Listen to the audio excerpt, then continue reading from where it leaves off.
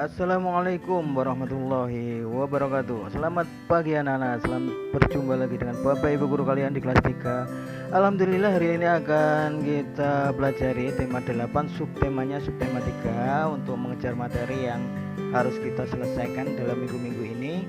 Namun sebelum pelaksanaan pembelajaran seperti biasanya, kita ingatkan kembali kepada anak-anak bahwa 3 tugas pokok pembiasaan untuk anak-anak harus dilaksanakan terlebih dahulu. Yang pertama apa? Yang pertama adalah tugas untuk membantu orang tua kalian, ya, pekerjaan orang tua kalian di rumah.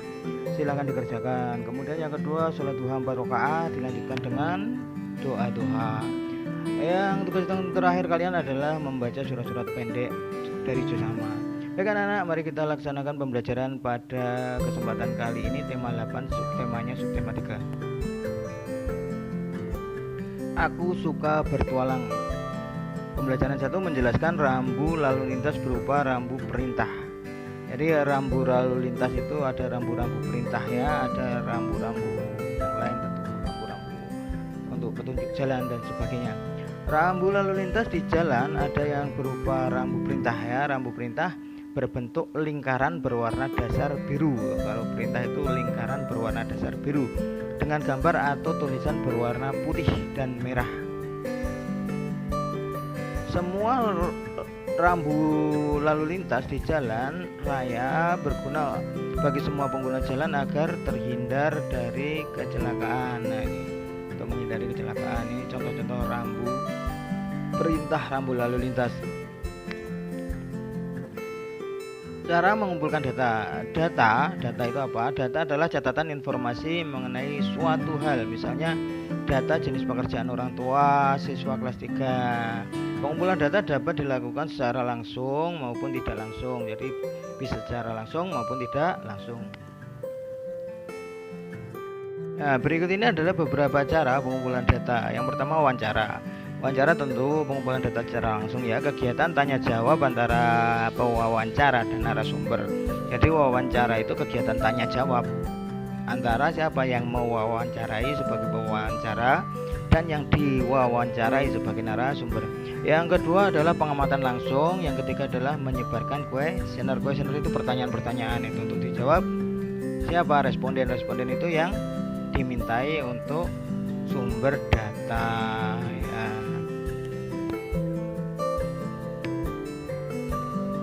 Pembelajaran 1 menghias gambar dengan unsur rupa. Ini SPDP, ya.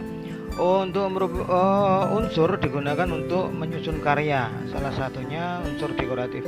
Unsur rupa terdiri atas titik, garis, bidang, dan warna. Jadi unsur rupa itu ada titik, garis, bidang, dan warna. Ada berapa itu? 4 unsur. Keempat unsur rupa tersebut juga dapat digunakan untuk menghias gambar berupa bidang lain yang lebih besar. Cara menghiasnya yaitu dengan mengisi bidang yang lebih besar dengan unsur rupa. Silakan hiasi gambar perahu yang ada di pulpena kalian. Kalau ada silakan. Tapi kita mengejar material lebih cepat aja. Pembelajaran 2 makna semboyan Bhinneka Tunggal Ika. Semboyan bangsa Indonesia adalah semboyan Bhinneka Tunggal Ika. Diwujudkan dalam kehidupan sehari-hari. Di sekolah kita juga menerapkan semboyan Bhinneka Tunggal Ika. Nah, semboyan Bhinneka Tunggal Ika itu artinya berbeda-beda tetapi tetap satu. Bermain dengan semua teman meskipun berbeda suku, bangsa, dan agama. Berbeda kan, tapi tetap satu sebagai teman semua. Membantu teman yang kesulitan tanpa memandang perbedaan suku, bangsa, dan agama, ya. Pembelajaran 2 menjelaskan rambu lalu lintas berupa rambu peringatan. Kalau tadi rambu perintah, sekarang rambu peringatan. Jenis rambu lalu lintas yang lain yaitu rambu peringatan. Rambu peringatan dipasang di jalan raya sebagai peringatan bagi para pengguna jalan. Rambu peringatan memiliki latar warna kuning dan gambar atau tulisan warna hitam. Kalau tadi latarnya biru, ya. Ini peringatan. Ini ya peringatan. Bacalah teks tentang rambu peringatan dan jawablah pertanyaannya ada di pulpena. Pembelajaran 3 menjelaskan rambu lalu lintas berupa rambu larangan. Kalau tadi ada perintah, ada peringatan, sekarang ada larangan. Rambu larangan dipasang sebagai tanda hal-hal yang tidak boleh dilakukan oleh pengguna jalan. Larangan ini diberikan demi keselamatan pengguna jalan juga, dan juga demi menjaga ketertiban jalan raya. Rambu larangan memiliki warna dasar putih dan warna gambar atau tulisan warnanya merah dan hitam. Pembelajaran 3 membaca data yang disajikan dalam bentuk diagram. Data yang telah dikumpulkan dapat disajikan dalam bentuk diagram. Penyajian data dalam bentuk diagram akan memudahkan pembaca memahami informasi dari data tersebut. Nah, ini contohnya ya, contoh diagramnya seperti ini. Ya, mudah ya.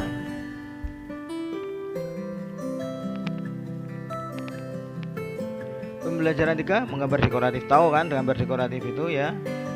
Ya, cara menggambarnya bagaimana? Diawali dengan menggambar sebuah bidang yang berukuran besar. Setelah itu di dalam gambar bidang tersebut digambarkan lagi unsur-unsur rupa yang berukuran lebih kecil. Pembelajaran 4 manfaat keberagaman sesuai dengan semboyan Bhinneka Tunggal Ika. Arti semboyan Bhinneka Tunggal Ika tadi kan berbeda-beda tetapi tetap satu ya. Ono berbagai macam suku tetapi tetap satu bangsa Indonesia, berbagai macam agama tetapi tetap satu sebagai kawan gitu kan. Setiap suku bangsa memiliki budaya masing-masing sehingga menciptakan beberapa kebudayaan yang beragam di Indonesia. Keberagaman budaya merupakan kekayaan bangsa Indonesia. Keberagaman yang ada di Indonesia juga dapat menumbuhkan rasa bangga sebagai bangsa Indonesia yang kaya dengan keberagaman. Pembelajaran 4 menjelaskan rambu lalu lintas berupa rambu petunjuk. Ada peringatan, ada larangan, ada petunjuk, ya kan? Ya, ada perintah gitu kan. Pengguna jalan raya harus mematuhi rambu-rambu lalu lintas yang ada. Rambu petunjuk ini digunakan untuk menunjukkan tempat atau lokasi tertentu yang memudahkan pengguna jalan menemukan lokasi. Misalnya apa? Misalnya warung makan, misalnya petunjuk adanya pom bensin, misalnya petunjuk adanya masjid itu. Nah, petunjuk adanya rumah sakit, ya kan? Perhatikan contoh rambu petunjuk ini ya. Ini petunjuk jalan kalau ini ya, petunjuk arah jalan. Pembelajaran 5 menemukan informasi tentang rambu lalu lintas dari teks percakapan. Informasi tentang rambu-rambu lalu lintas dan rambu petunjuk dapat kita peroleh dari teks percakapan. Setelah membaca teks percakapan, kamu dapat menjelaskan makna dari beberapa rambu lalu lintas dengan menjawab pertanyaan yang diberikan. Silakan dikerjakan kalau ada soal. Yang pokok tentang rambu-rambu lalu lintas tadi ya, dipahami ya. Terutama ciri-cirinya. Ciri-cirinya. Kalau rambu larangan itu cirinya seperti apa, rambu petunjuk itu seperti apa, rambu perintah itu cirinya seperti apa, itu tolong anak-anak pelajari itu ya. Pembelajaran 5 menyajikan data dalam diagram. Ingat, data yang telah dikumpulkan lebih mudah dibaca jika disajikan dalam bentuk diagram, bukan ditulis semua, tapi disajikan dalam bentuk diagram, itu lebih mudah dipahami. Nah, ini contoh tabel. Contohnya seperti itulah ya. Ini contoh juga data pada tabel sebelumnya dapat disajikan, yang tadi itu disajikan dalam bentuk seperti ini bisa. Pembelajaran 5 menyikapi keberagaman sesuai semboyan Bhinneka Tunggal Ika. Ya, keberagaman yang ada di sekolah mempunyai manfaat dalam kehidupan sehari-hari. Perbedaan keterampilan justru menjadikan kegiatan bertambah baik karena antar teman dapat saling mengisi kekurangan atau kelebihannya gitu loh. Kalau semuanya terampil ya nanti kurang bagus. Kalau ada yang kurang terampil di satu bidang, nah itu nanti diberitahu oleh temannya yang terampil gitu ya. Silakan diskusi manfaat cara menyikapi keberagaman di sekolah, silakan. Pembelajaran 6 menceritakan rambu lalu lintas dalam gambar seri. Jadi cara menceritakan informasi data itu macam-macam ya. Bisa ditulis, bisa digambar, bisa gambar seri. Ya, ini contohnya yang dengan gambar seri. Sudah sering kita bahas. Pembelajaran 6, menafsirkan data yang disajikan dalam bentuk diagram. Menafsirkan data berarti mencari informasi lebih lanjut atau informasi yang tersirat dari data yang disajikan. Apa sih makna dari data yang disajikan dalam bentuk diagram ini? Nah, ini namanya menafsirkan data. Nah, ini contohnya. Dari diagram tersebut kita dapat mengetahui ini tafsirannya. Komang memiliki 6 tanda kecakapan. Itu ada komang yang paling kiri. Yang paling mana komang? Yang paling kanan. Ya, Dedi memiliki 8 tanda kecakapan, Fitri 8, Dayu yang paling banyak 10 tanda kecakapan. Kita juga dapat menggali informasi lain dari diagram tersebut. Apa itu? Siswa yang memiliki tanda kecakapan paling sedikit komang, yang memiliki tanda kecakapan paling banyak Dayu. Selisih tanda kecakapan yang dimiliki Dayu dan Fitri adalah 10 kurangi 8 sama dengan 2. Jumlah tanda kecakapan yang dimiliki keempat siswa tersebut adalah 6 tambah 8 tambah 8 tambah 10 3 2. Ini adalah cara-cara menafsirkan dari data yang disajikan, ya. Satu data tapi tafsirannya bisa banyak.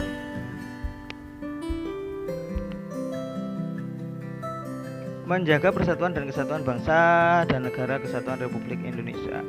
Semboyan Bhinneka Tunggal Ika digunakan untuk mewujudkan persatuan bangsa dan mempertahankan negara kesatuan Republik Indonesia. Selain itu, nilai-nilai luhur seperti sikap kekeluargaan, gotong royong, dan musyawarah harus dilestarikan agar persatuan dan kesatuan bangsa dan negara kita, yaitu negara kesatuan Republik Indonesia, tetap terjaga. Ayo kerjakan latihan soal yang ada di buku pena kalian, silahkan dikerjakan, nggih. Anak-anak, hari ini ya tema 3 dari tema 8 telah kita selesaikan. Cepat sekali, mohon untuk kejelasannya, terutama di di rambu-rambu lalu lintas, ya, berbagai macam rambu lalu lintas dan ciri-cirinya itu, yang ciri-cirinya itu mohon dipelajari dengan seksama, ya, di buku pena. Sekian dulu pembelajaran dari kami, Bapak Ibu guru kalian di kelas 3. Semoga anak-anak tetap ceria, tetap semangat untuk belajar, tetap selalu patuh pada orang tua, rajin beribadah, dan jangan lupa selalu menjaga protokol kesehatan. Sekian, assalamualaikum warahmatullahi wabarakatuh.